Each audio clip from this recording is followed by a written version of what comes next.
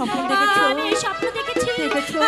আমাকে আমাকে কে জানো এসে বলে গেল মা রূপবান, আজ থেকে নিশি প্রভা ধর আগে তুই নতুন পথে চল, না হলে যে তোর স্বামীর অমঙ্গল হবে।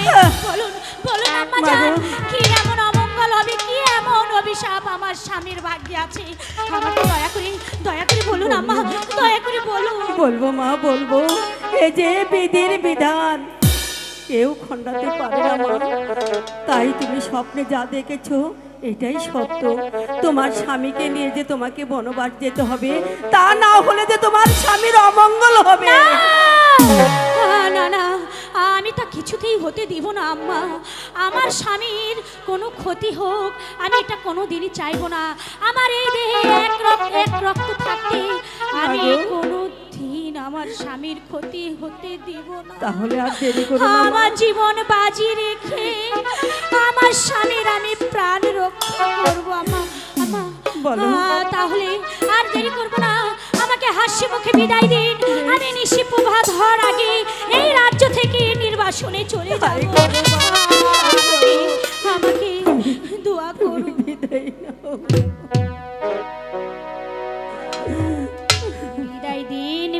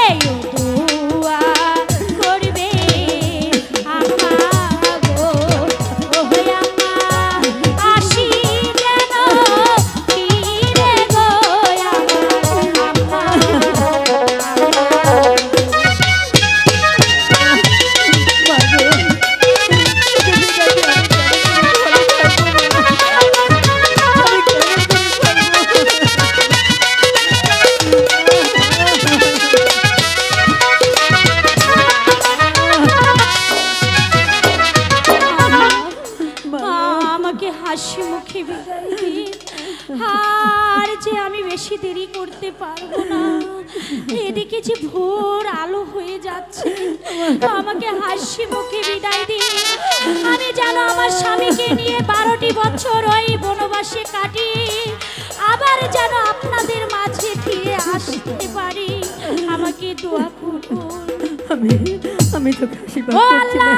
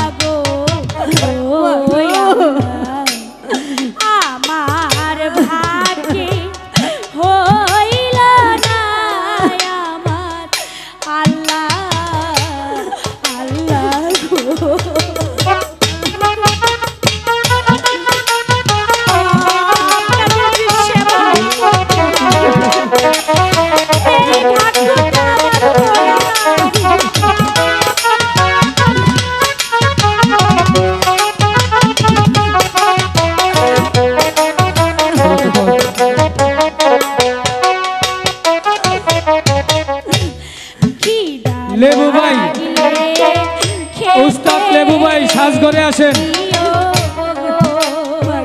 ও হই আম্মা, আমার প্রাণের শ্বশুরকে আমার আম্মা,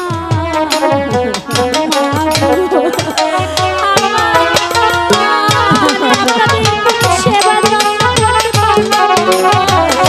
আমাকে ক্ষমা করে দিবে।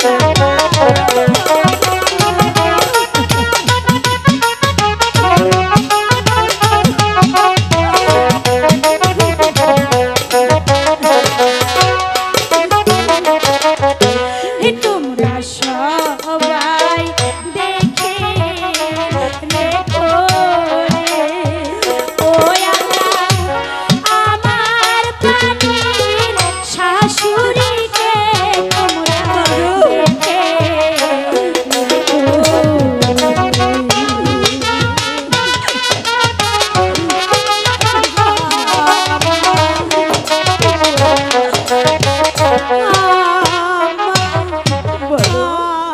আজ আমি চলে যাচ্ছি আম্মা, তবে কোনোদিন ওই মেহেরবান খোদা যদি আবার ভাগ্যে ঘুরে যদি ওই বনবাস থেকে এই অভিশাপের মুক্তি পাই, তবে হাসি মুখে আমরা দুইজনে আবার আপনার কাছে ফিরে আসবো। এই দোয়া করবেন মাগো, এই দোয়া করবেন, এই দোয়া করবেন।